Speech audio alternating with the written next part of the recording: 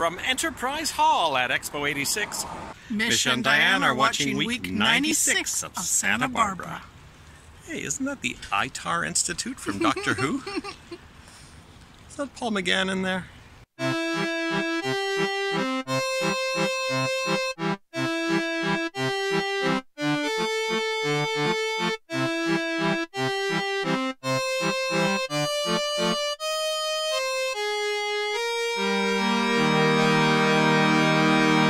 Yes, it's week 96. Welcome. Hello. Our intro was recorded at what is now known as Science World in Vancouver, which was built for Expo 86. It's Monday, May 26th, 1986, and we've watched episode 465 of Santa Barbara. Mary doesn't tell Mason what Mark did. Mother Isabel tells Mason not to push Mary, and Mark tries to get Mary back. That didn't go too well. Mary moves in with Sophia. That came out of nowhere. We saw her packing, and I thought she's moving to a hotel, and then suddenly she says, "Oh, Sophia, let me stay with her." So, do we quite know where Sophia lives? Well, yeah, she bought a place. Remember, after she got kicked out of the guest house. It looks more swanky than the Capwell Hotel. I think Cece told her not to move there, so I think she has like a pretty sprawling, might even be a house, but it's pretty big. Kelly freaks out when she realizes Nick is not Joe. And she's very confused in this entire episode. She's constantly babbling about Peter and Joe and Dylan and Nick. And at one point she briefly remembers Dylan, and Nick thinks, oh, that's good. But then she goes back to her old ways of being confused. And we meet Dr. Rawlings, the chief of psychiatric medicine at the state hospital. He's got another R name. That's, will he be good or will he be evil? Well, let's see what he does in the first episode. He decides to drug Kelly, which Justin thinks is totally unwarranted. So already we've got him doing something that's in contention with one of our other beloved characters. Then he finds out that Justin was basically treating Kelly illegally for the last few weeks, and he blows his top. Talks about having him, maybe removed from the residency, and he says Justin's treatment may have pushed Kelly over the edge and turned her into a murderer. And, Justin and Nick have to point out she's only, being held for suspicion of murder, that she's not necessarily been defined as a murderer yet. And then he forbids Justin from having any further contact with Kelly. And then he calls the DA to fill him in on everything Justin's just told him, including the fact that there are audio tapes and notes about Kelly's case. So I think I'm putting him on the bad side already in this first episode. He seems to be buddy-buddy with the DA, whom we haven't seen for a while. Michael Cavanaugh as DA Tony Darn. I can't remember his last name.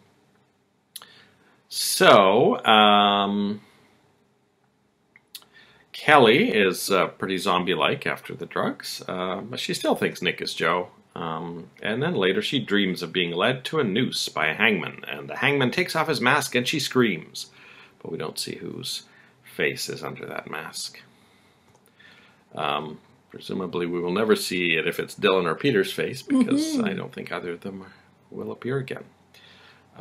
DA Tony Patterson, that's his name, shows up at Justin's place and announces that today is his last day as DA. That's kind of exciting. We know that Mason may be someone who wants that spot, but it sounds like a done deal kind of thing, like someone's coming in tomorrow. So it's weird Mason hasn't mentioned it, or it's clearly not in contention.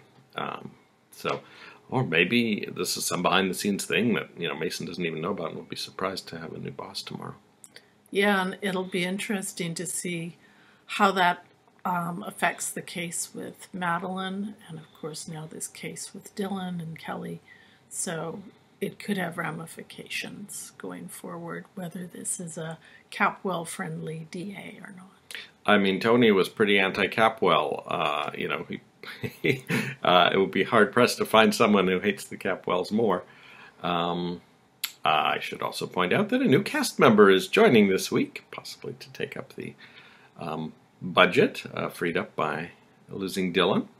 One of the most beloved characters ever in the history of Santa Barbara will be joining this week, I believe, Friday. Maybe he will be the DA, or maybe that's a coincidence. We will see. Oh, I spoiled it that it's a he.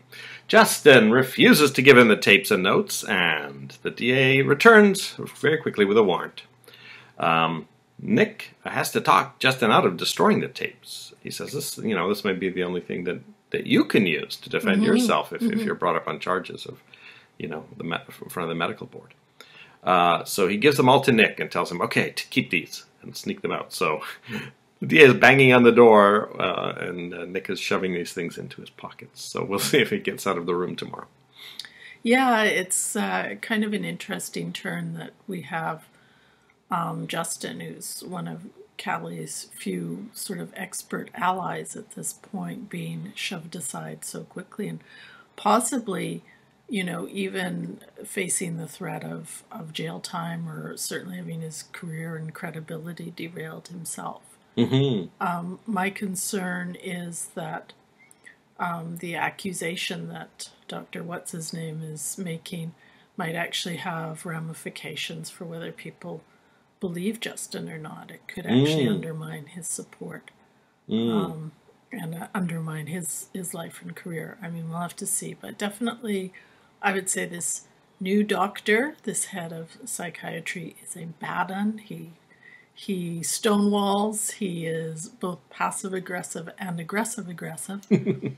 And we do have to wonder, I think, what his motivations are in sort of sweeping in, taking over Kelly's case, which I wouldn't necessarily think in the real world the chief of psychiatry would necessarily take a personal interest in one individual case like this. Maybe because it's so high profile. I mean, he's in with the DA, Yeah.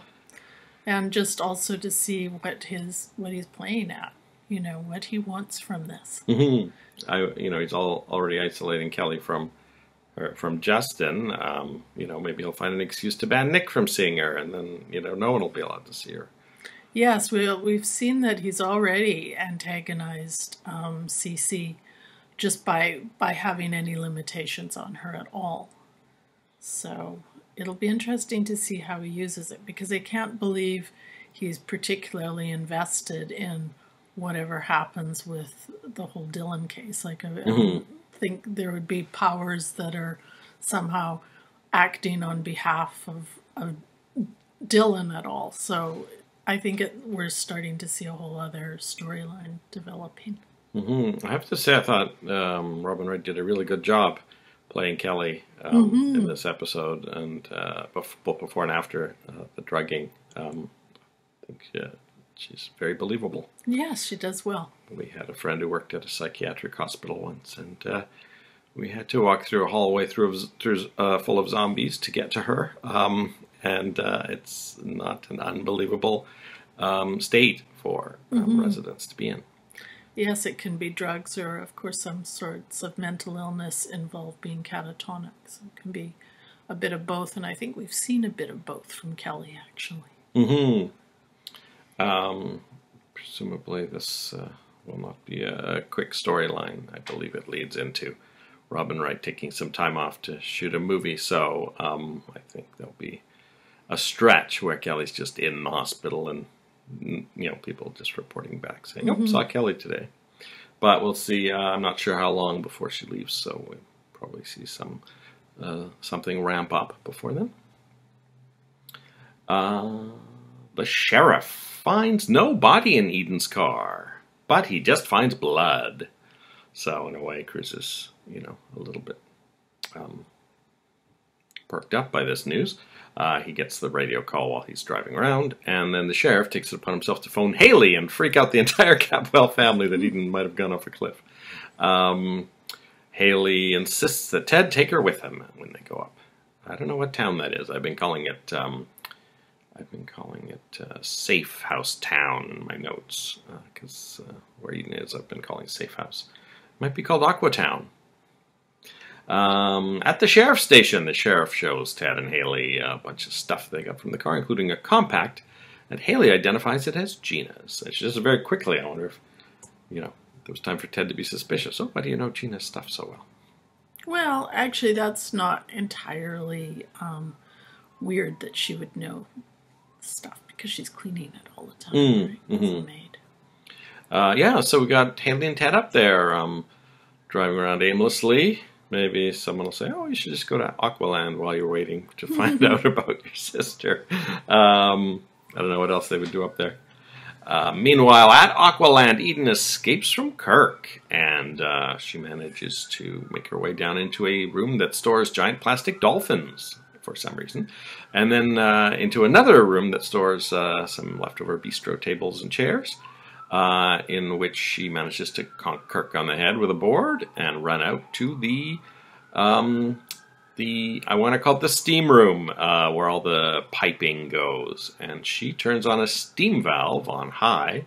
And I thought it was just to obscure, so Kirk can't see which exit she leaves from. But it sets off an alarm, which is heard at the police station where Cruz is currently hanging out with the sheriff. And he goes, oh, that sounds like it's coming up from the old abandoned Aqualand.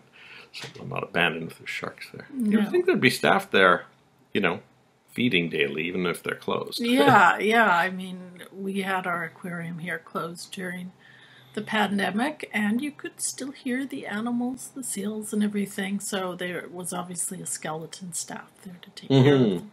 Maybe they come by in the morning, and Kirk's just lucked out that it's totally empty right now. She bashes him on the head again, but he manages to grab her leg before she can leave the steam room and ties her up with his belt. Ties her hands with his belt and drags her up the spiral staircase. I wonder if it's the same spiral staircase that they used as a prop for that room that Joe and Dominic used to meet in. Maybe. And eventually gets her back to the shark holding tank. And throws her into the tank. That was pretty quick. So Eden is now tied up in the shark tank, just as Cruz arrives. He and Kirk fight. Cruz gets the better of Kirk and draws his gun, but then Kirk manages to kick the gun out of Cruz's hands. Now there's a gun in play. Cruz knocks Kirk out again and immediately dives into the water to rescue Eden, of course leaving his gun lying around somewhere. Eden, meanwhile, has swum through, she's hidden in a narrow gully to avoid the sharks, and then she swum through a pipe, which looks super dangerous because it's totally coated with stuff, and it looked pretty narrow. But it may be one of those pipes that goes into an adjacent tank that's in a different area, because there were some sort of decorative fake stone, surround, like I don't want to call it a shore, but it more looked like a pond than a pool. So it's probably where it empties out, and you could see walkways and things where the people, the tourists would go. So I think it's an adjacent pond that's more decorative. People can get pretty close, and that's where Cruz finds Eden, unties her, and pulls her up to the quote-unquote shore. And they're climbing up these rocks that were never meant for people to climb up, I guess. But I guess the production found a place where it would look believable that they climbed out. Unfortunately, Kirk Cranston is standing there with a gun, and he says, who wants to go first, Romeo or Juliet? So the saga of Aqualand continues for another day. I actually think Eden was more at risk of drowning than from the sharks, who didn't seem particularly interested. She held her breath for a long time. She's a scuba diver. I don't know if those two things correlate, because the one thing you're not allowed to do when you're scuba diving is hold your breath. Oh, and I'm wearing my scuba shirt today. That's just a coincidence. But dive, Eden, dive. And that's it for this Monday episode. We had some credits, and there is a bit of a correction on last week, or yesterday's credits, Friday's credits. Remember I said someone was credited as Ronan Murrell, right? Well, IMDb shows him as Ronan O'Casey. So I think maybe that Murrell was just a typo by the Chiron person, or whatever that's called, who typed up the credits and accidentally put Murrell twice. Copy and paste job. So that should have been Ronan O'Casey. So But for this episode's 4 credited people, Dr. Rawlings is played by Ben Piazza. Sheriff is Frank Schuler. Mother Isabel, Priscilla Morrill. And D.A., Michael Cavanaugh. So that's probably the last time we'll see him credited, unless they have credits tomorrow. I think tomorrow is the last episode the actor appears in. And then we will get to meet a new district attorney and see how much they love the Capwells. All right. Anything else for this episode? I don't think so. Then we'll be back after we watch episode 466 of Santa Barbara. We'll see you then. Bye-bye.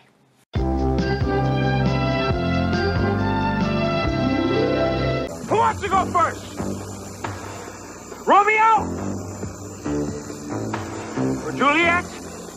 Welcome back. Hello. We finished episode 466 of Santa Barbara, which originally aired Tuesday, May 27th, 1986.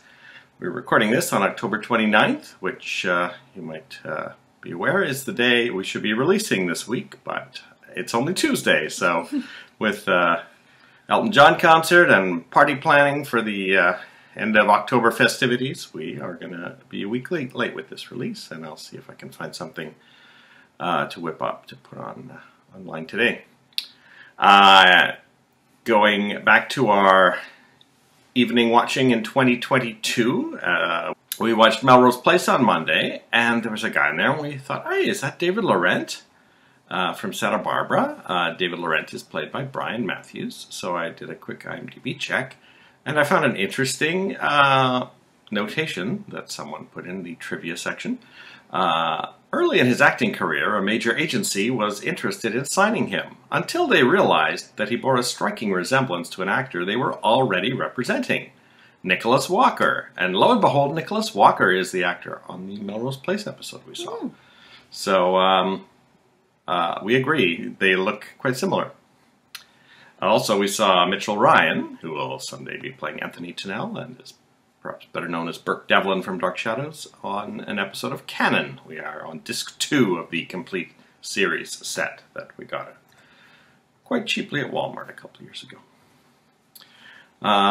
Going back to 1986, the District Attorney, Michael Cavanaugh's final episode as D.A. Tony Patterson, takes Justin into custody for refusing to hand over his notes. And Nick takes Justin's tapes safely out of the apartment and listens to them.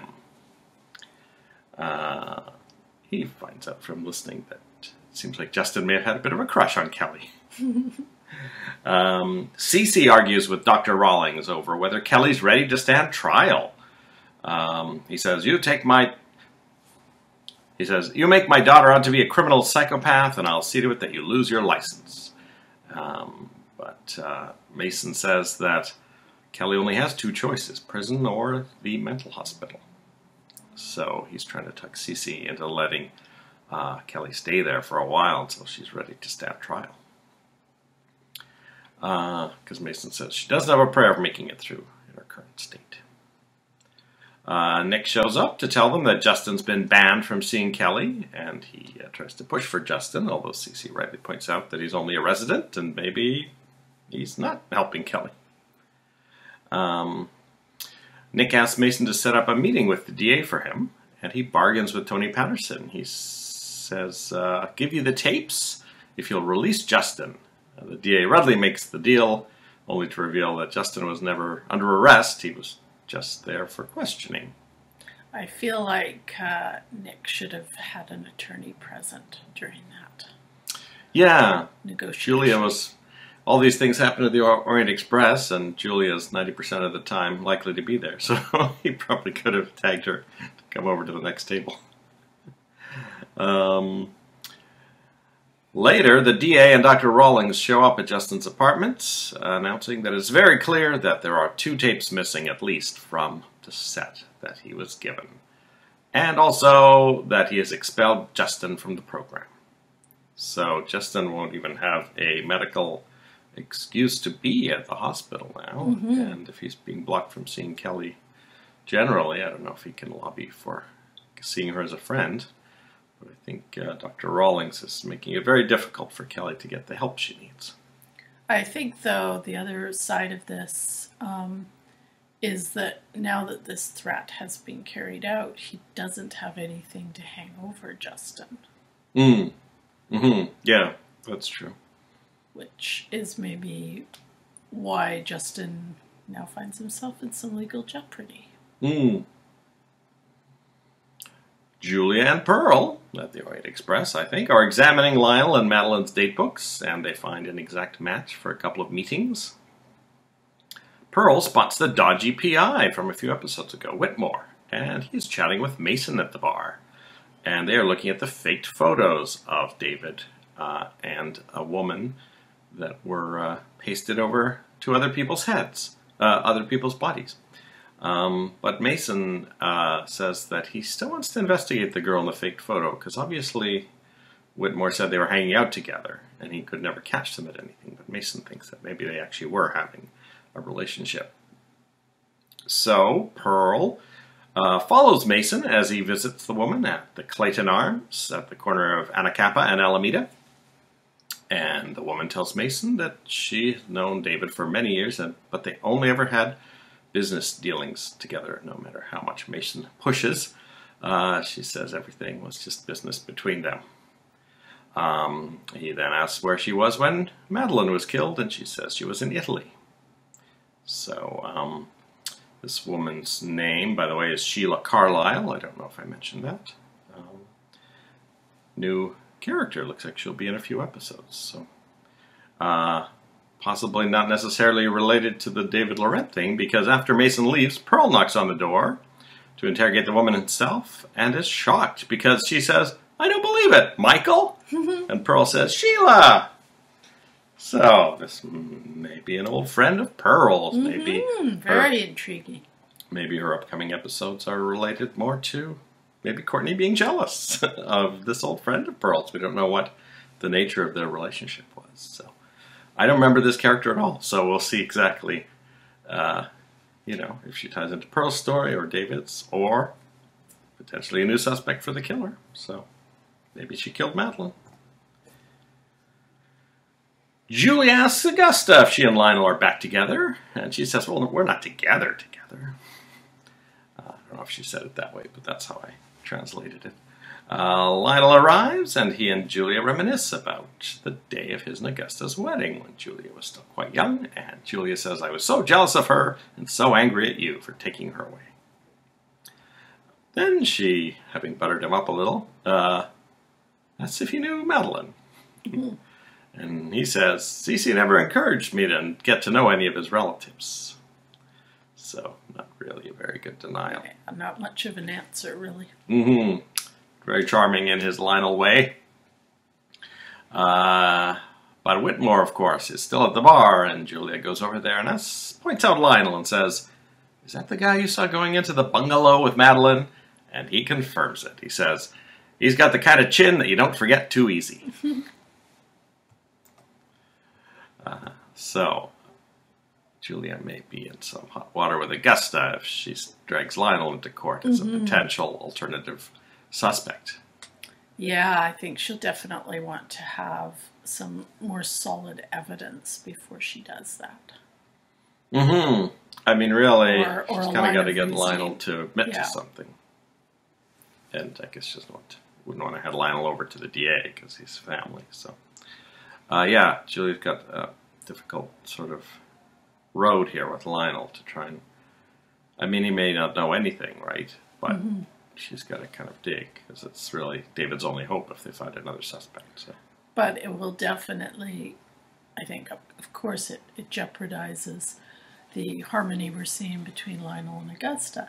But I can see where it would also jeopardize her relationship with Julia, because Augusta already feels like Julia has kind of fallen for David and is maybe going a little bit above and beyond for him anyway. And if she feels that she's putting David's interest above her own and Lionel's, then I think that might be problematic. Meanwhile, back in Aqualand City, Kirk is about to shoot Cruz when he's bashed on the back of the head by Gina. So, it's nice to see Gina isn't dead. And she's somehow managed to follow this whole crew over to Aqualand and find them, just in time to save Cruz and Eden. Unfortunately, in this resulting struggle, although Cruz and Eden get away, Gina is shot.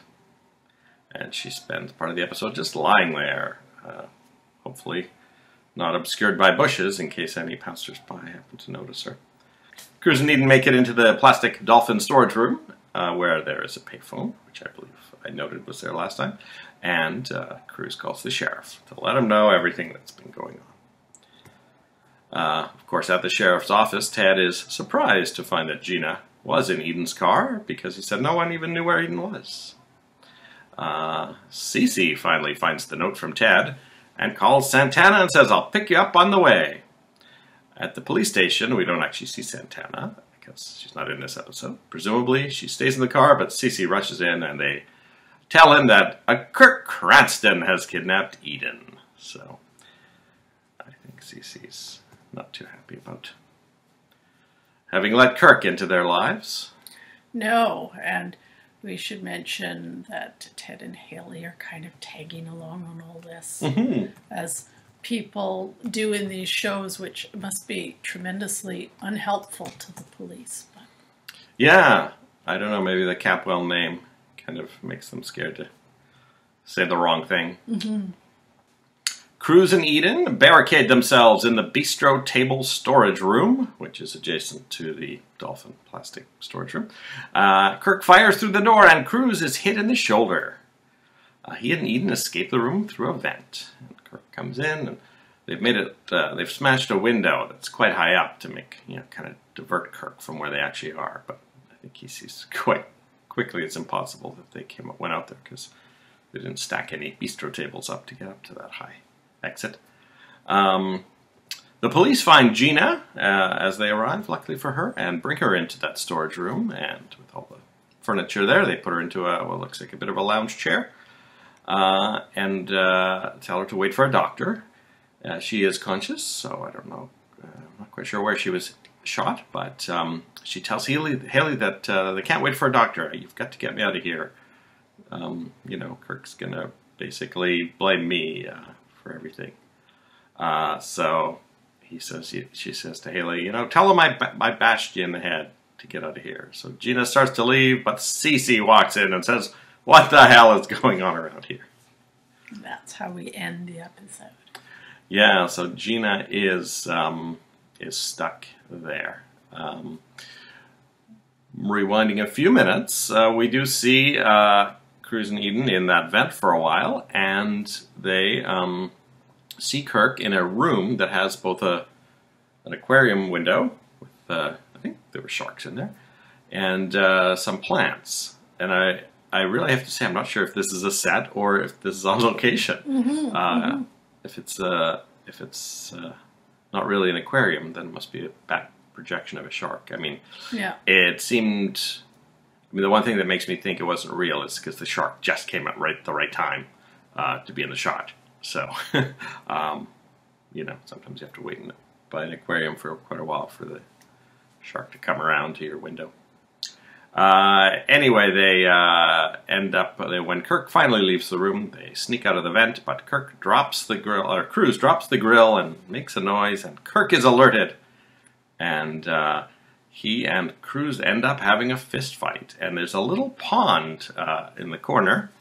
Don't know what kind of animals might be in there. It's quite tiny. It's the piranhas. Could be piranhas. Yeah, it could be piranhas.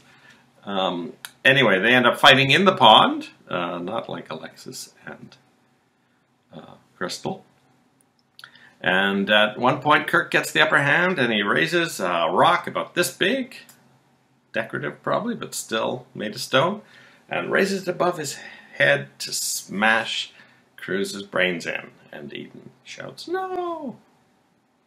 So that is our alternative cliffhanger for the episode, which actually... And I think we should just circle back to the whole thing with Justin and Nick. And, you mentioned that the prosecutor comes in and says to them, "Look, there's some tapes missing here," because we know that Nick has pocketed at least one of the tapes. He actually threatens both of them with prosecution for this. Mm-hmm. So all of Nick's attempts to negotiate Justin out of harm have completely failed. And it seems to me that with the prosecutor and the head of psychiatry kind of working together, they've really gone for a nuclear option to keep Justin out of the picture. You know, as I said, Justin in some ways would have more leverage now that that threat's been removed. He can act more freely. He doesn't have the threat of losing his residency because he's lost it. But now with this action on the part of the DA, they've really lowered the hammer down on him completely. I really wonder how much of Dr. Rawlings' actions is because he's like in with the DA and their friends. He's trying to railroad Kelly Capwell, or he really is, you know, dead set on this is the right form of treatment for this person. Plus, I think they're guilty, or maybe he's just a jerk. Yeah, we'll find out more about that. I think the new DA will show up on Friday, so we'll have 2 episodes without a DA, although he may be talked about, whichever one it is. And we'll see if the new DA just picks up right where Tony Kavanaugh, is his name? Or am I mixing up Michael Kavanaugh? Picks up where he left off with a vendetta against the Capwells. One thing I thought of, going back to when Kirk was introduced as Jack's son, because of Joel Crothers being unable to continue the role of Jack, whether this would have been the storyline with Jack, you know, because the last time we saw him, he, I think, was interested in Eden. Presumably, at least the first half of the story would have gone similarly, maybe up to the, you know, blackmailing Eden into marrying him with the plug pulling, but would it have gone to this crazy lengths with Jack, and would Julia have been maybe more involved in the storyline? It would seem weird that all this would go on with Jack and Eden and Cruz, and not really have Julia, you know, at least throw in her 2 cents about, oh, Jack's a great guy. Yeah, I think that's really interesting to contemplate. Obviously, we'll never know. It seemed to me that in the last 2 or 3 weeks, they were kind of positioning Jack as more of a sort of, no, not to me, not so much of a Kirk, but as a sort of, I don't know, almost Svengoolie-like character. Svengali? Svengali, sorry. Svengali. As a character who is more on the same level of CC, but manipulative, and almost more of a Victor Newman type character. That's what I was starting to see. So maybe he would have been installed as a permanent sort of rival for CC at that level.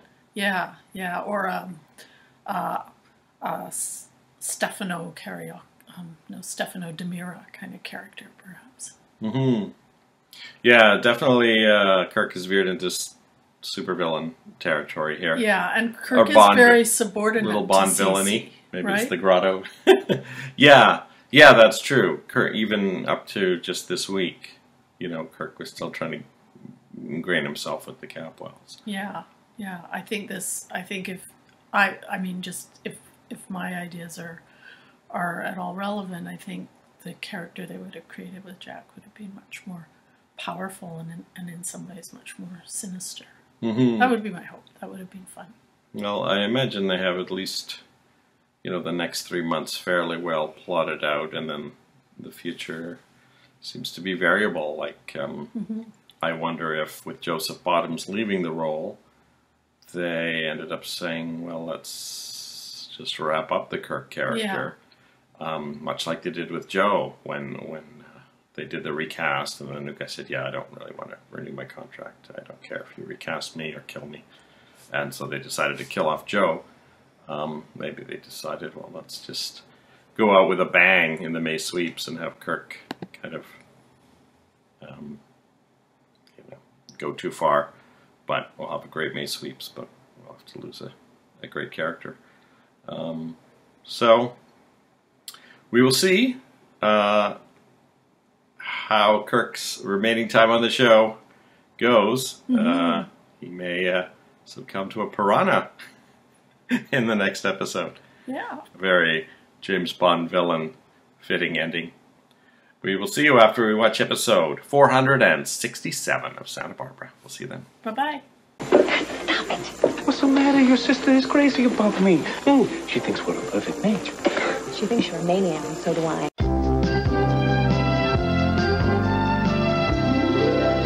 Welcome back! Hello. It's Halloween in 2022. And we haven't really got costumes this year. So, luckily a friend had given us these face shields at some point during the pandemic that we've never opened. So that's what I wore during my Zoom meetings at work today. A face shield and a Zoom meeting. So Misha was very protected. Next Halloween 2023 should sync up with Halloween 1986. Mm-hmm. So this year I'm the Flash. We'll see who I am next year. Fingers crossed. Okay. It's May 28th, 1986, and Mason and Mary have lunch at the Orient Express. And Mason takes her back to the clearing. Mary says, "That was a very important time that we were here together." And I was thinking, wasn't that just yesterday? Yeah, I have to say, with the Mary and Mason part of this episode, I was almost a little bit, I felt a little bit shell-shocked because the last time we saw Mary, she was just such a mess from her encounter with Mark. And we saw her not wanting to talk to Mason and being just very traumatized.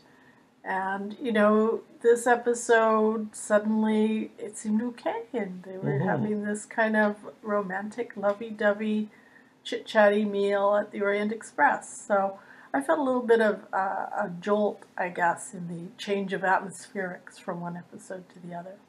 Well, he did have to trick her there by having James, the maitre d' call Mary and say they needed a nurse, or call the Figueroa Street Clinic. But that's very typical Mary, right? Mary or Mason? Well, it's typical Mason, but it's also typical Mary to have to trick her into doing something fun. So that's true. Sheila Carlisle tells Michael Baldwin Bradford III, Pearl, that they all thought he was dead.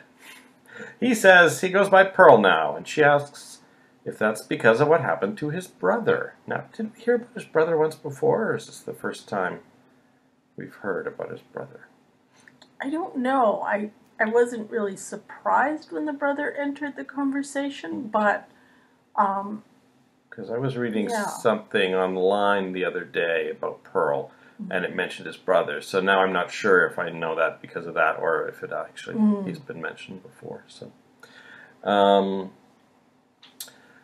he of course asks about David, and she says, just like she told Mason, it's just been business between her and David, even though they went to, I think it was Singapore together on a trip, or the Far East or something. Pearl tells Julia that even though that's what Sheila said, she might be lying. And of course, he's basing this maybe on his past knowledge of her, but he does not reveal to Julia that he knows her, because Julia is not in on the Michael Baldwin Bradford secret. No, she's Courtney. not. He says he thinks that it's convenient that 1 week before the trial, so we now have a time, Mason has Sheila in town, so he thinks maybe Mason has called in Sheila to be a witness. Well, of course, Mason was just as shocked at Sheila's existence 5 minutes earlier than Pearl, but probably he will try and get Sheila to testify to something. Then, to Pearl's surprise, Courtney shows up at his door. She has been waiting over an hour at the Orient Express for them to have lunch together. And of course, he completely forgot because he was on this case for Julia, and that, of course, is Courtney's real issue. Why is he spending all this time doing all this free stuff for Julia when they're only friends, as he claims? So, Courtney then asks Pearl how he feels about her exactly. So I assume this will lead to a romantic interlude between these two. Yeah, I actually hope so, because I think they make quite a cute couple. Julia tells David that she has another potential suspect, but won't tell him that it's Lionel. She says a lot of her friends will be angry with her when the name is revealed. Then she lets David invite her over to his room, and she is suspicious the whole time. not necessarily of his motives, but over whether she's going to go along with whatever he has in mind. And of course, they end up revealing that they're both very attracted to each other. And he almost kisses her, and she manages to pull away, and they discuss how bad of an idea this would be. And he says, oh yeah, we're in trouble.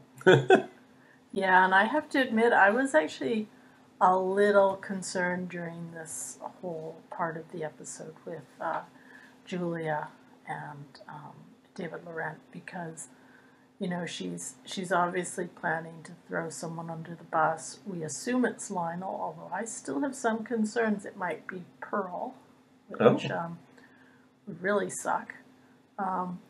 But in either case, I just honestly don't see David Laurent as worth jeopardizing her relationships with either Augusta or Pearl, frankly.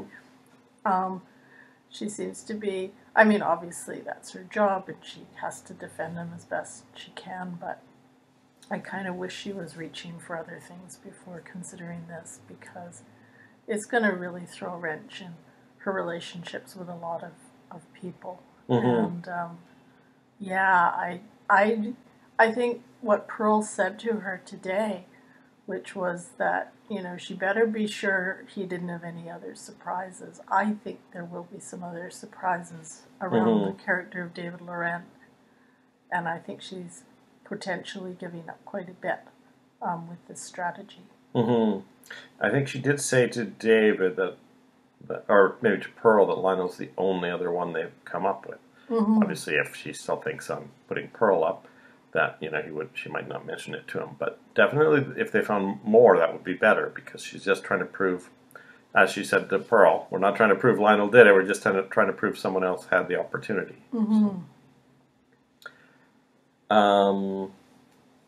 At Aqualand, Kirk and Cruz are battling it out in the pond, which we find out has no piranhas in it. Not that are ever mentioned anyway.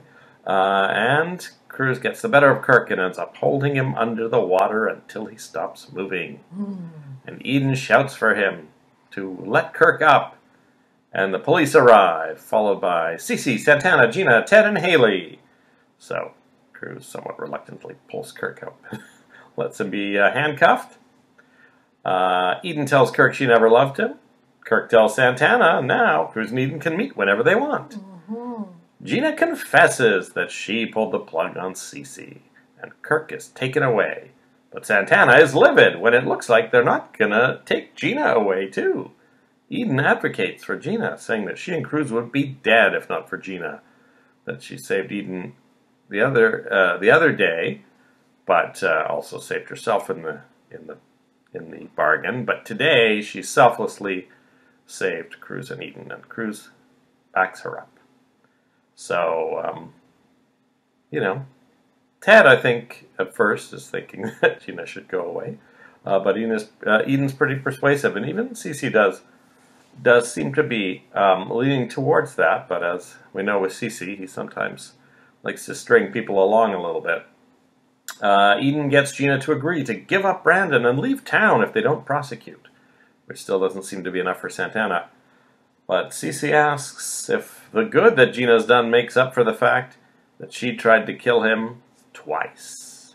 And the family is shocked because no one else is aware that Gina tried to inject Cece shortly after he woke up. I have to say, this whole scene with them all sort of standing in a circle, having this conversation, was so satisfying for me. Certainly on two different levels. First of all, I'm a huge fan of whodunits and old Agatha Christie, so this is very much like Hercule Poirot in the drawing room, sort of revealing all the plots, machinations to all the various suspects. So it had that little thrill to it. But I also really liked that little twist at the end that Cece gave, where he accused Gina of trying to kill him twice, because it's so common in these soap operas for little plot points to go missing over time, and you have all these loose ends, and for them to pick up that loose end from several months back is very satisfying. Yeah, I was a bit surprised that Gina agreed to leave town, and Brandon, I thought she would just say, I'll let Cruz and Santana keep Brandon, but I'd still like to see him. But no, she was willing to bail completely on Brandon and Santa Barbara. And the secret of Haley did not come out. That surprised me as well, because it would have been so easy for Kirk to have mentioned that, which makes me wonder if perhaps he's got some last Hail Mary up his sleeve involving Haley in some way. That's possible. He's being taken to Santa Barbara for arraignment, but he could still escape if someone were willing to help him. At one point, Haley was really defending Gina, and at that point, I thought maybe that would come up, but it wasn't. So, but I think Ted has, several times wondered why Haley stands up for Gina so much. So she may end up telling him in the next episode anyway. Yeah. So that was it. The episode was largely confined to the Orient Express and the piranha-free pond room, with just the one shot in the clearing. And the one shot in David's apartment and one shot in Pearl's apartment. And one shot in Sheila's apartment. Okay, there were a lot of sets, but felt like two. Injury summary. Cruz has got bruise near his left eye and bleeding lip. Kirk has a big gash on his head that's bleeding throughout the whole episode. It looked really bad. And also one right to the side of his eye, but it didn't look like it was traumatic enough to, threaten his eye, but that was bleeding pretty profusely too. So, because Cruz was really wailing away at him, I thought, this is a good. These actors really made this fight look realistic.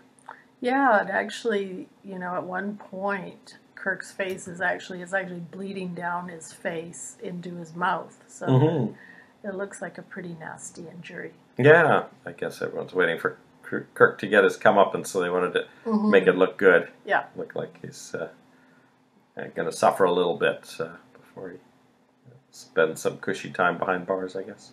I guess it's all attempted murder, right? So he wouldn't get the death penalty. So he could theoretically only get a few years and pop up again.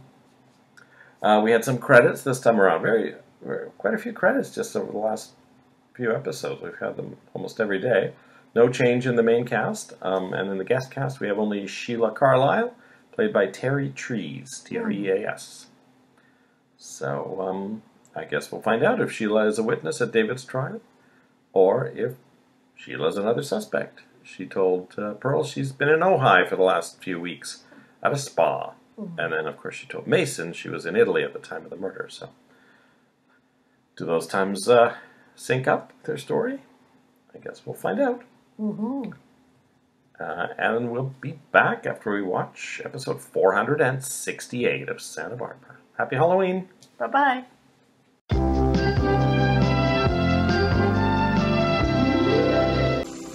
You give me one more kiss for inspiration. Well, will it be like kissing Sherlock Holmes? Indubitably, my dear Watson.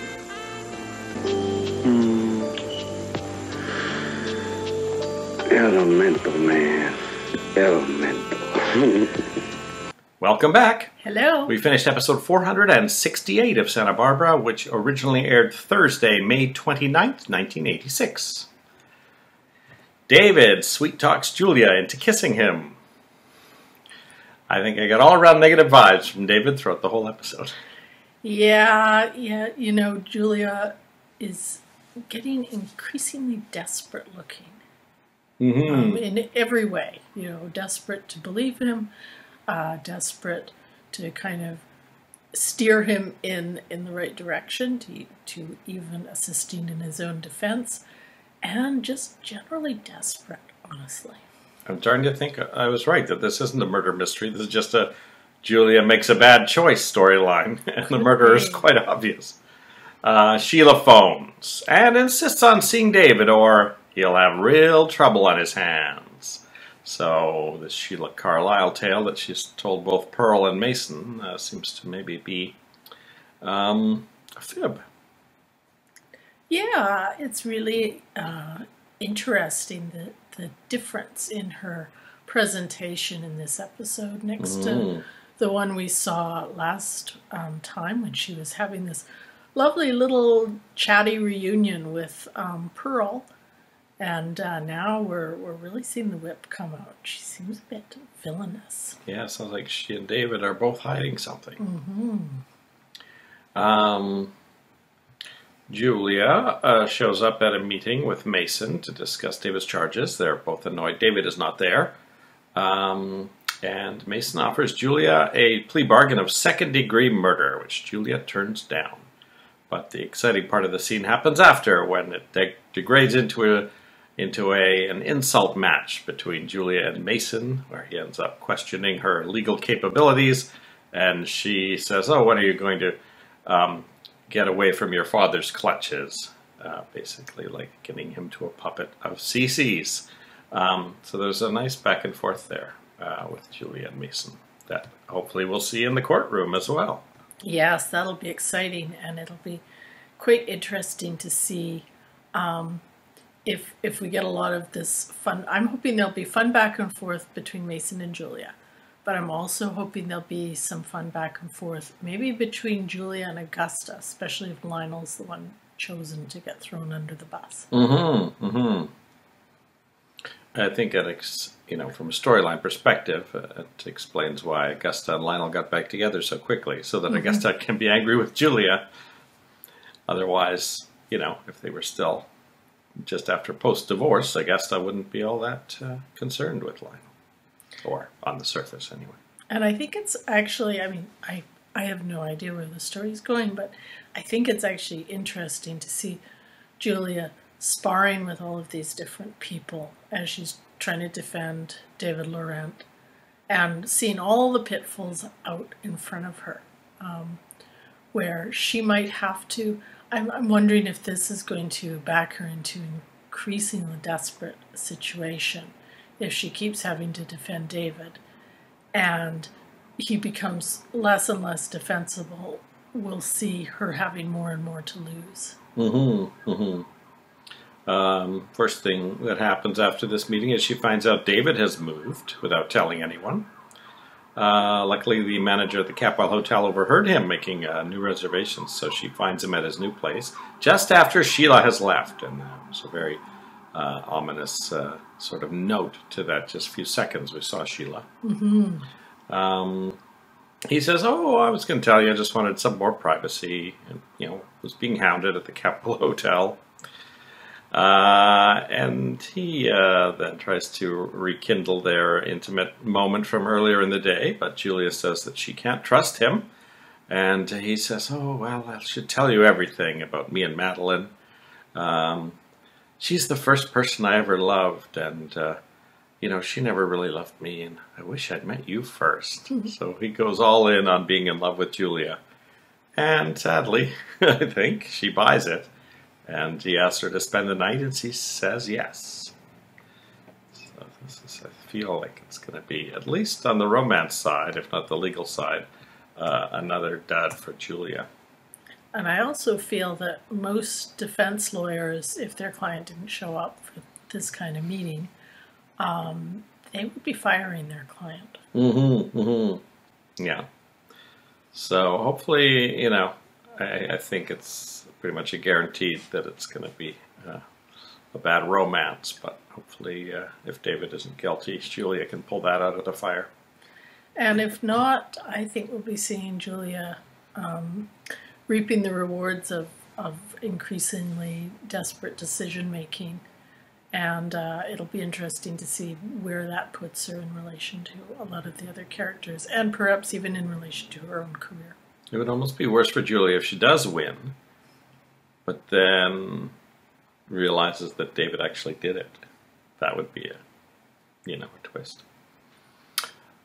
Courtney and Pearl are still kissing from last episode in Pearl's fake apartment when the phone rings, and it's clearly coming from the closet. Courtney is curious, but he, tells her, "Get lost." Says, "I got to take a shower. Can you leave?" So she manages to hold the door in such a way that it doesn't slam shut while he's taking his shower.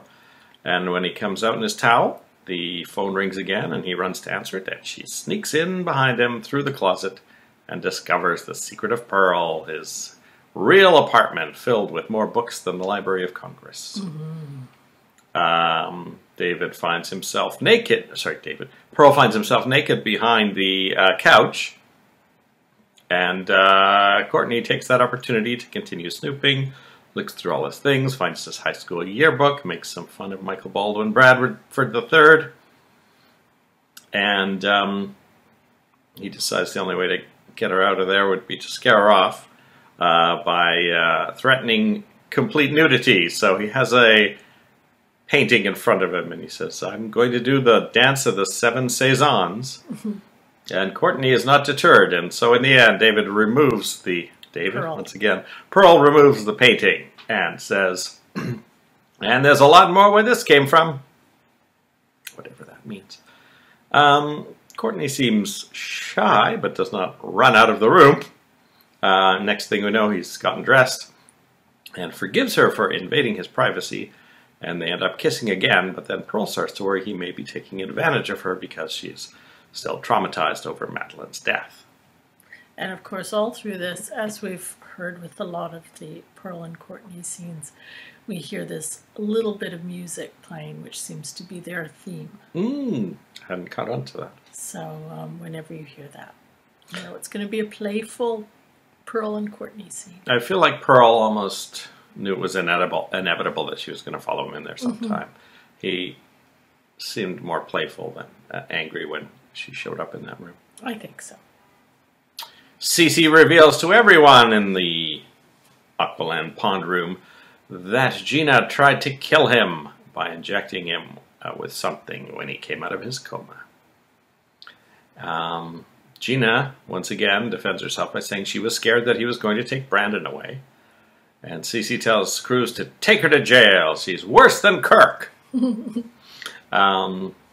Gina begs Eden to intercede for her. And Eden talks Cece into letting Gina go. Now, this is several scenes, actually, of Eden bringing Cece around. Under the condition that Gina never speak to a Capwell family member again. Which Gina readily agrees to and then says, "Can I just speak to Eden for a minute?" So he gives her one dispensation. And Gina thanks Eden profusely and says, "If there's anything ever I can do for you or Kelly, let me know." And Eden goes, "Why? Why did you mention Kelly?" "Oh, no reason." And then Gina has a little flashback to taking the gun and the videotape. So I think even though she's been completely shut out of the Capwell's lives, she still has this link to them that, if I know Gina, she might try to use to weasel her way back into at least Brandon's life. And it's interesting how the people who are most outraged by Cece's clemency are, of course, Santana, who wants her punished, doesn't want any threat to her being in their life at all. And interestingly enough, Ted, which I feel like is going to set up some tension with Haley.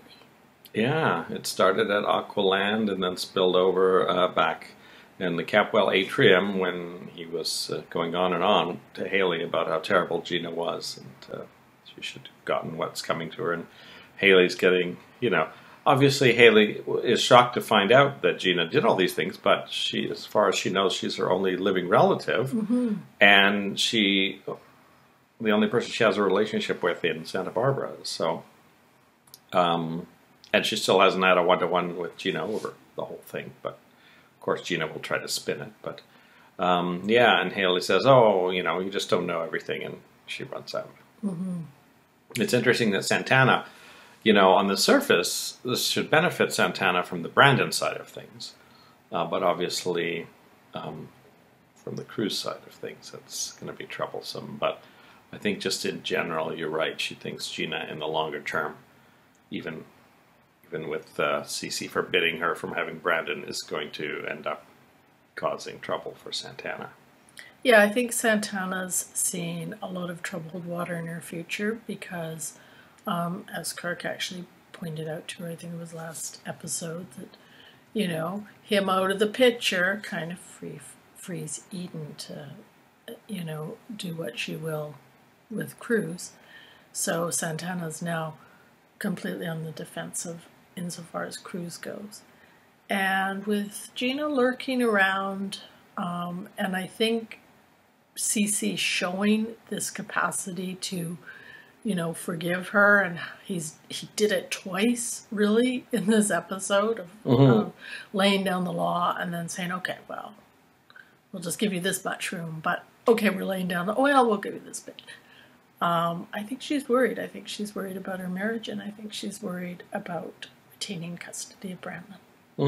Now, I can't remember if leaving Santa Barbara was one of the conditions, but somehow I don't think Gina's going to leave Santa Barbara. But she may, find some other family to entwine herself with and still keep away from the Capwells as she's supposed to. Back home, Cruz's right arm is in a sling, because you couldn't tell from this episode that Gina and Cruz both had a bullet in them, but Cruz definitely has a bullet in his shoulder. We never did find out where Gina was shot, but she did lie there for a long time and was waiting for a doctor, so maybe we'll see her with some sort of bandage in the next episode. Cruz gets some visitors at the police station. Santana comes by to say that she realizes it's just a matter of time before their marriage falls apart. But she brings him some food in the meantime. Yeah. And then Eden sneaks out of the Capwell house to visit Cruz. And he says, I just had a visit from Santana. She's terrified of losing me. And he says, but I could never hurt her so badly. And Eden says, why not? People have hurt us so much. And Cruz says, because that's not what we're about. It can never be. Now, of course, during this whole scene, we hear the Cruz and Eden music in the background. So feel like that is a little bit of foreshadowing that maybe Cruz and Eden really are those kind of people. Somehow. Well, I don't know. If Cruz is really steadfast about not breaking his vows, then my thought is to keep true to the character. Santana's going to have to do something else really bad that makes Cruz, snap and say, okay, I'm not going to stay married to you. That's, I think, a really good point, actually, because one of the things that has been emphasized a lot over the course of the last year, especially, is Cruz's faith, is Catholicism. We saw this all in the whole debate he had with Eden around pulling Cece's plug. And we've seen it in the actual marriage, the ceremony to Santana. It wasn't just a fancy fake thing at the Capwell Hotel. It was a very sort of honest, traditional ceremony just in a parish. And of course, we've heard him say this as well. So you're right. I think something will have to really come in to break those vows. And I think it has to be on Santana's side. But we will be seeing, I think, a lot of tension before we get there.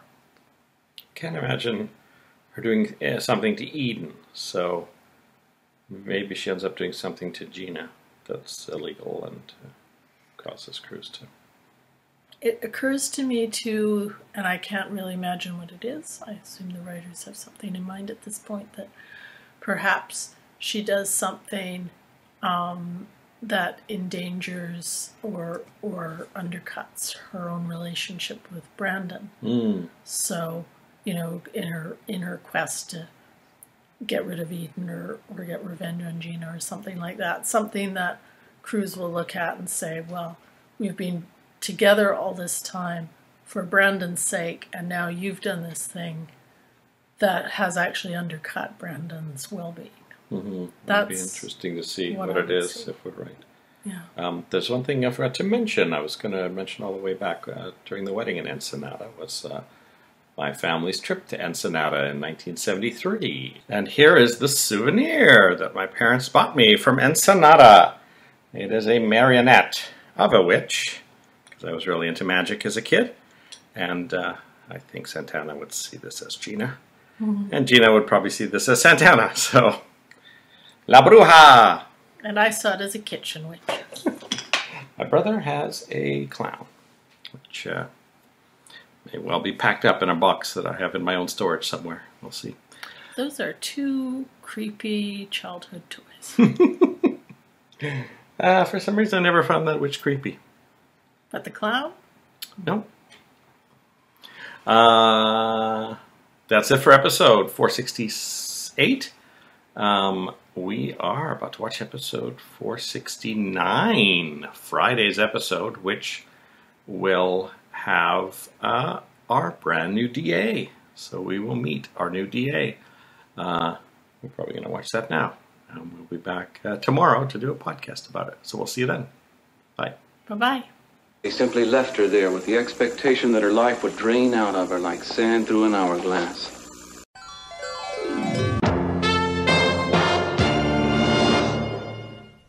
Yes, can you have Miss Wainwright call Pearl as soon as she returns? Pearl, as in Bailey. Welcome back. This is episode 469 of Misha and Dianne Watch Santa Barbara. Hello. This episode aired Friday, May the 30th, 1986. So I'm guessing we're at the end of the sweeps, and even though all of the battling has finished, there's still some exciting stuff in this Friday episode. Now, interestingly enough, Kelly is at the courthouse in a different wing, they say. So it seems like the courthouse and the state hospital are in the same building, because at one point someone has a pass to see Kelly in the morning at the courthouse, and then at the state hospital in the afternoon. They seem to use the same pass. So maybe some... interesting, because the state hospital is run by the state, but the district attorney is a city thing. So really not quite clear how that works. And not to spoil the rest of your summary at all, but there will be a point in this episode where a couple of our characters go looking for Kelly, and she's not in the wing they expect to find her in. So whether that actually ends up being significant or not, we'll have to see how this storyline plays out. We start at the courthouse, waiting for Kelly's hearing. Justin and Nick arrive, and Cece sees Justin and try to kick him out immediately.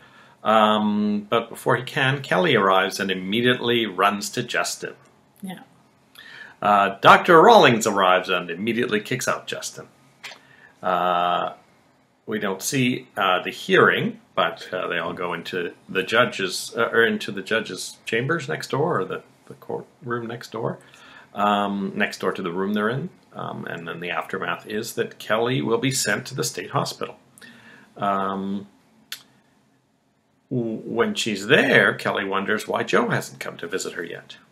And she talks to Eden for the first time in quite a while. Cece tells the nurse that Kelly's an artist, and the nurse says, "Oh, we have plenty of paints here." Right away, when we see Kelly's room, we think, "Oh, this is going to be a One Flew Over the Cuckoo's Nest type place." Yeah.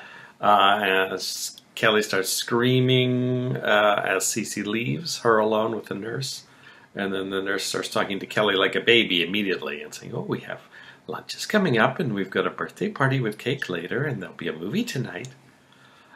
So I think our guesses as to how this is going are correct. Nick and Justin, however, decide that Justin should still try to see Kelly, and so they do some shenanigans with Nick's pass. They have Nick come in and say he's lost his pass, but you remember me from earlier, which is what makes me think it was still in the same building. Then Justin comes in using Nick's pass.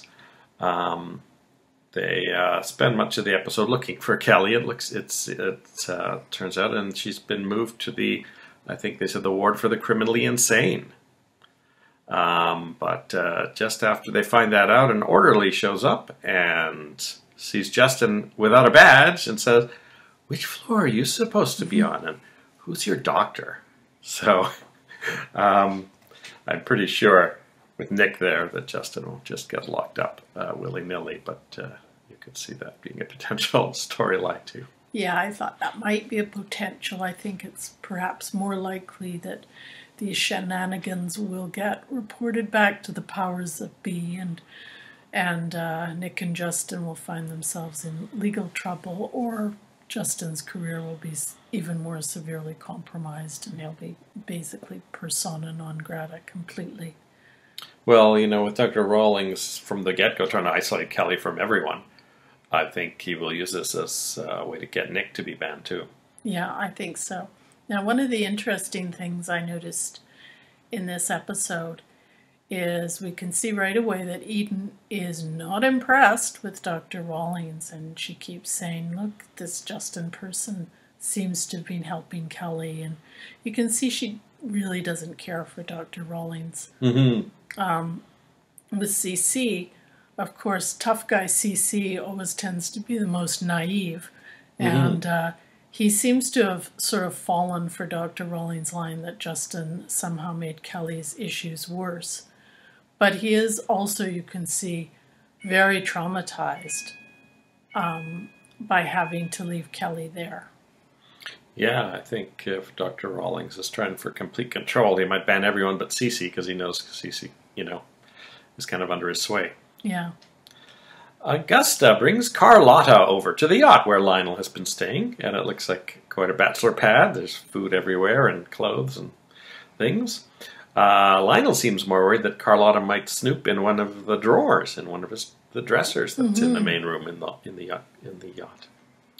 Augusta takes him to the Orient Express while Carlotta does her work, and she tells him that if he sold the yacht, he could buy a nice little place. And then Lionel says, well, would you move in there with me? And Augusta says no. Julia wakes up in David's bed. He tells her he's thinking of leaving Santa Barbara. I think this is just more of his weird mind games with Julia. Yeah, I think so. We see a lot of David manipulating Julia this episode, in my opinion. She tells him that ideally she should be recusing herself from the case now, but it's too close to the hearing and the delay would actually hurt David's case. This is something you brought up yesterday, and they found a reasonable excuse for it. Julia finds some lipstick and immediately freaks out. Could be Sheila's. I don't know. So why wouldn't David have some lipstick in his apartment from, they just slept together today. So what if there's someone else's lipstick? Anyway, she gets quite jealous about that. At the Orient Express, she spots Lionel and Augusta having lunch and decides, this might be a good opportunity to have Pearl search his yacht, and goes over to Pearl and hands him a camera and says, I'll call you and let the phone ring twice if Augusta and Lionel leave the Orient Express. Pearl, it looks like immediately, but perhaps he's been there for a while, finds the hidden compartment in the back of the drawer of Lionel's dresser that he had been worried about Carlotta finding. And he finds a letter on green paper that is signed by Madeline to Lionel. And it's got some sort of vaguely intriguing sounding wording in it. So, anyway, as far as I could tell, Pearl didn't even have a chance to take a photo of it because Lionel and Augusta returned, and I think he just shoved it in his pocket. So I think he actually has the letter. Pearl goes into the room on the left, which is the room Lionel went in to change his clothes, but presumably is on its way to the helm of the boat, from which you could get out to the walkway along the side. I don't know if there's a nautical term for that part of the deck. But as Augusta and Lionel are kissing, Lionel sees Pearl's feet going along the side as he heads back to the back of the boat. So it'll be interesting to see how this letter plays out. Yeah, and just, I assume that if Julia has it, I don't know. I'm not enough of a legal authority to know if she has to disclose how she got it, because certainly that would be not attaining the evidence in a legal way. But it does certainly seem like she's planning to throw Lionel under the bus in this situation. And I really think we're getting a good idea of how quickly Julia's legal career disintegrated when she was in Phoenix, because she's really a mess in this episode. And there's one part of the episode where we basically see everybody in the courthouse outside the DA's office, and everyone's like, "Where's Julia?" And then the camera cuts to her in bed with David Laurent and not getting up. He keeps kind of pulling her back into bed. So this is not going to be, however this turns out, Julia is not looking like the cool, competent professional we would maybe like her to be. Just yesterday I was watching an interview that someone recently did with Justin Dees, and the interviewer was just about to gloss over his entire Santa Barbara career.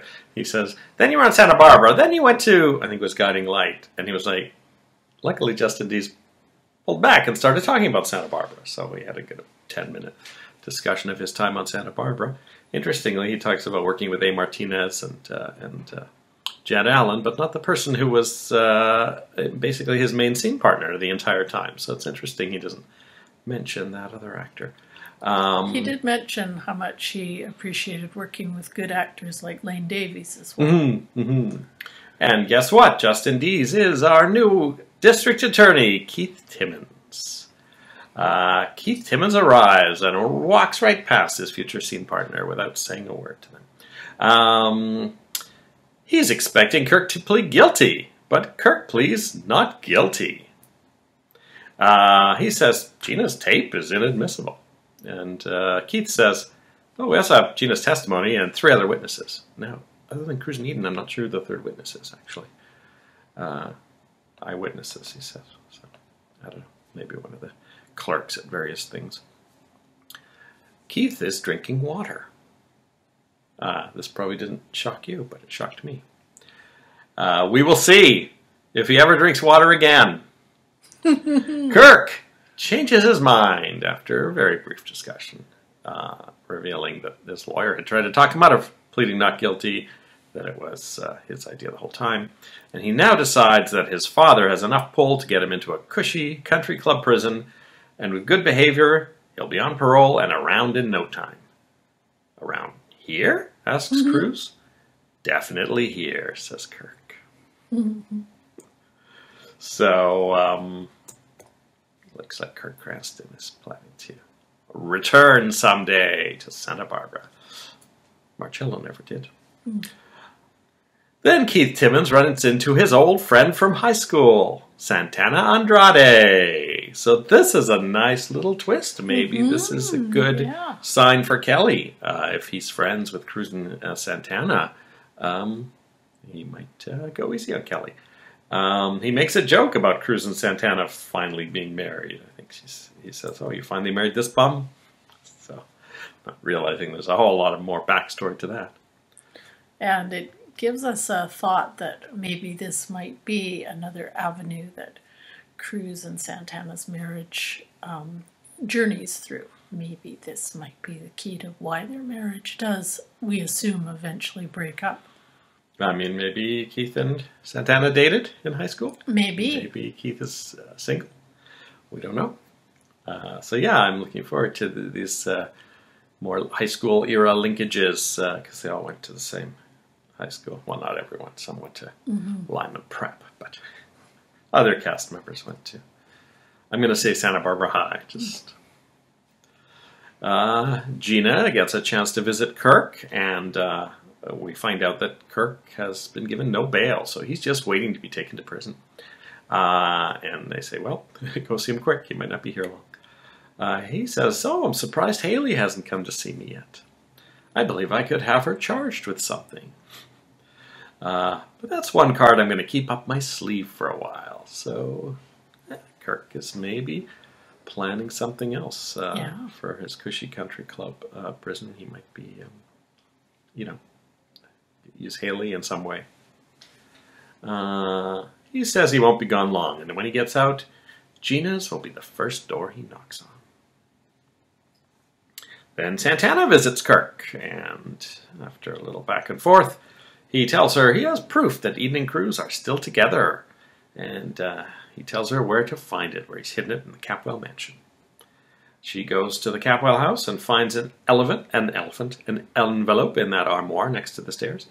It contains the ring. I knew it would be the ring. It says Forever Eden, Cruz.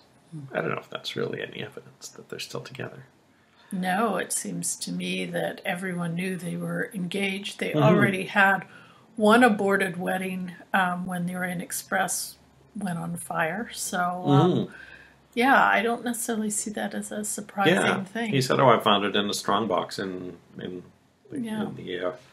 beach house. He reveals he's the one who broke into the beach house. Now, this episode was just full of closing up all the loose ends of Kirk's storyline, saying he was the one. So it's really obvious that he is leaving. Gina arrives at the Capwell mansion. She says, I'm not sure why I'm here. I just don't really know where to go. But she tells Santana that you owe me for saving Cruz's life. Santana says that she might just tell Brandon that Gina tried to kill Cece and that Santana is her real mother. But Gina says, don't worry about that. I'm not planning to try to get Brandon back. So at this point, I don't know how accurate that is of Gina. I mean, it seems like she was in a very bad place. And maybe she knows this is, she better just pull back for a while. Yeah. Can't imagine at this point she has any schemes to even try to get Brandon back. But then Gina overhears Cruz and Eden. Cruz tells her that Dylan's missing gun is the key to Kelly's self-defense plea. Eden says, Daddy would give anything in the world to prove she's innocent. Gina appears, now this is kind of subtle, but it appears Gina's wandered into a videotape rental place and just asks if she can use the VCR setup in the back. Because she calls back to see her entering this little room with movie posters on the walls, as you'd expect any self-respecting 1985 video store to have, like the one I worked in. And luckily there's a VCR and a TV setup right there, and she plays the tape, and we see a new angle of the scene of Kelly pushing Dylan through the window. And I think they must have just filmed it once, because that glass is, would have to be reset. So they probably had a bunch of cameras. So I'm actually surprised we're actually getting a new angle on this, and we see just a very reasonable static camera shot of the whole scene, which is actually quite clear and from a really good angle, because there is that pillar there that could very easily have been in the wrong place. And she says it was self-defense. I bet Cece would be happy to know that. And I think Gina's got her ticket back in. Maybe she'll even get married to Cece again. Who knows? I mean, she could ride this all the way to the top. Yeah, she could really ask the moon from Cece. Says, Brandon, move back into the mansion.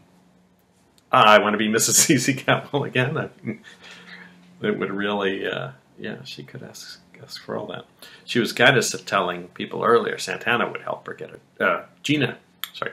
She was kind of telling people, I think it might have been Santana, that Eden would help her get a job, So that was kind of like her only pathetic hope, was that Eden might help her. But now, she realizes what she has. Eden arrives as Kirk is finishing giving his statement, and looks like he's just giving it to Cruz, because no one else is in there, because they would obviously be very surprised by what Kirk says next. But Cruz is trying to dig a little bit and says, well, is that all you have to say? Because I've kind of been wondering about that cabin explosion that injured Mark McCormick. And Kirk says, when Eden enters, Kirk says, well, I may have concealed some evidence, but have you checked your locker at the bus station lately? He tells Eden that Cruz hid the dress and the scrap, and if he had come forward, he would have found out the dress did not fit Eden, because it was a copy that would have led him straight to Gina. And that was something we had commented on at the time. Now, of course, we were dealing with the first Gina, who was very petite. I think the new Gina is a little closer in size to Eden, but the point still holds, I think. Yeah, and Cruz kind of says, I guess I kind of, that is kind of true. He did screw it up. And then they kind of... And we said that at the time. Divert a little bit to talking about their relationship. Kirk tells Eden that Cruz will never leave Santana because of how much the sanctity of marriage means to him. And then Eden decides they need one more discussion about how terrible their marriage was. Our marriage was a nightmare, she says. Kirk says things would have been different if he'd known that Eden was pregnant, so not really admitting to setting the explosion. But Eden says he's wrong, because when she found out she was pregnant, she begged Cruz to take her back. So, as the guard comes to lead Kirk Cranston to prison, he gets in one final dig. He says he's never going to take you back, because marriage is forever. I'll see you around. That is the last time we will ever see Robert Newman on the show.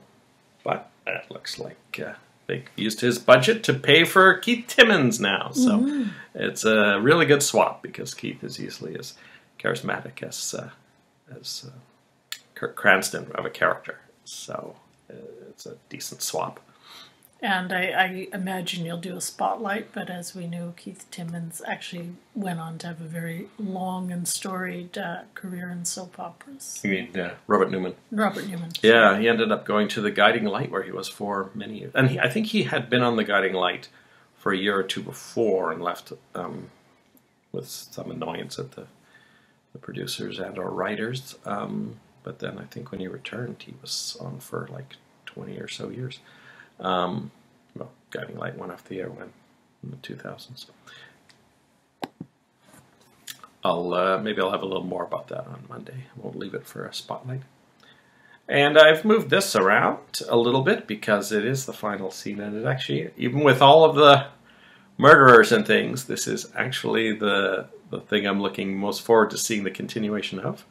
Pearl is in his fake apartment, and he leaves a message for Julia's office to call Pearl, as in Bailey. He goes through the magic closet to his real apartment to find someone there. Mr. Michael Baldwin Bradford III. What were you doing on my boat? So this is really cool, because the last time we saw Lionel, he was kissing Augusta, and it just spotted Pearl's legs. So somehow he's not only figured out it's Pearl, but somehow has gotten into his place and found the real secret room with the real apartment in it. And he knows his full name and everything. So has he been researching Pearl a little bit already? Maybe because of Pearl's work with Julia, or his suspicion, quite rightly, that Pearl may have been the one who stole his date planner. I mean, he may have been behind the scenes investigating Pearl for the last couple of weeks. Plus, we don't know what Madeline told him. Now, Madeline didn't know Pearl was anybody, but, you know, she did perhaps have a bit of knowledge of some of the old established families back east, so maybe that helped him put a few things together, too.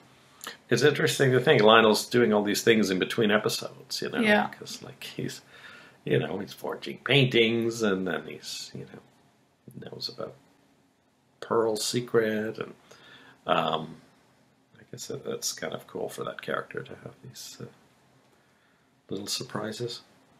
So I'm looking forward to seeing how that goes.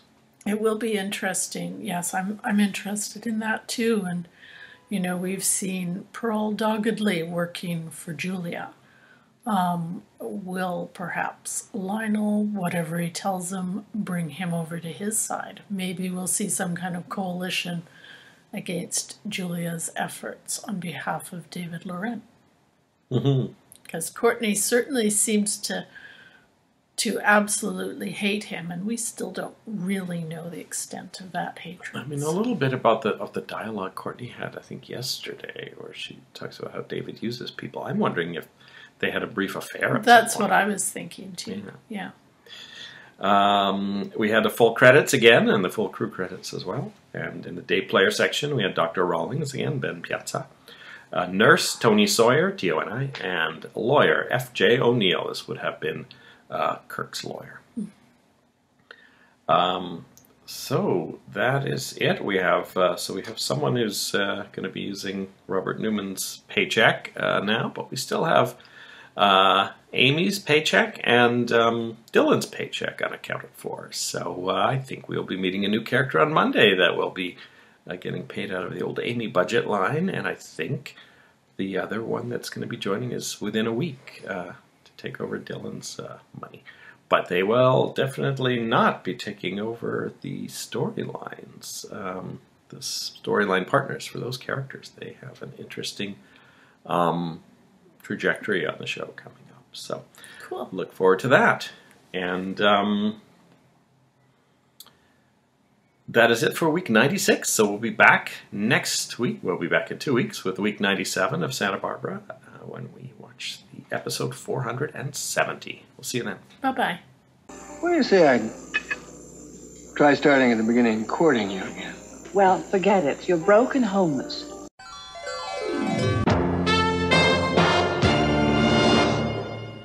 Is that him?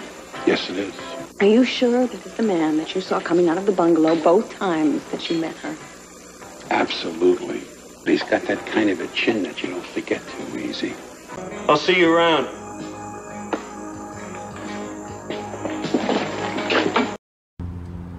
From across the creek, from something. Across the creek from the Geodesic Dome at Expo 86, Misha and Dianne are watching week 96 of Santa Barbara.